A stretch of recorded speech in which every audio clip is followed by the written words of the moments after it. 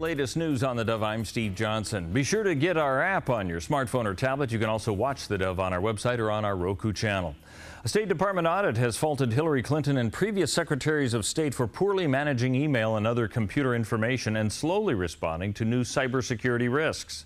The report cites long-standing systemic weaknesses related to communications. Well, these started before Clinton's appointment as Secretary of State, but her failures singled out as more serious. Still, Clinton supporters like Nancy Pelosi defends the presidential candidate. What Secretary Clinton did was consistent with other secretaries of state have done, including Colin Powell. The report itself references longstanding systemic weaknesses that go well beyond the tenure of any Secretary of State. Now, the review came after revelations that Clinton exclusively used a private email account and server while in office. President Obama continuing his Asia trip at the Group of Seven summit held in Japan. The G7 nations of Canada, France, Germany, Italy, Japan, and the U.S. meeting to work on promoting growth policies aimed at monetary, fiscal, and structural functions of the world economy.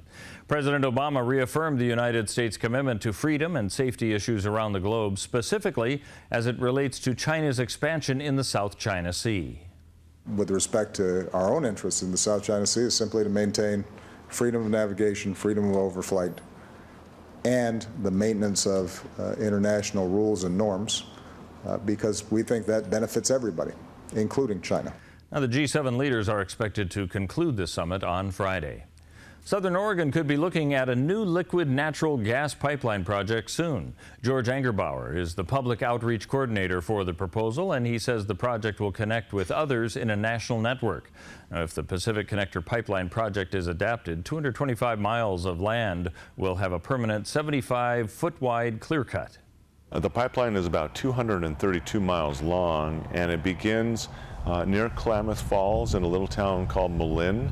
And that is where two large interstate pipelines terminate, one bringing gas from the Rocky Mountains to the west, and then one coming from Canada south. Now, after construction, the pipeline will generate several million tax dollars annually for Klamath, Jackson, Douglas, and Coos counties. Portland International Airport had a record 4 perimeter fence breaches in 2015, including one instance in which a person scrambled over a fence to avoid being hit by gang gunfire. And 3 of the other breaches, people crashed their cars into the fence. Let's take a look now at what we can expect on the weather scene as we move slowly towards this holiday weekend.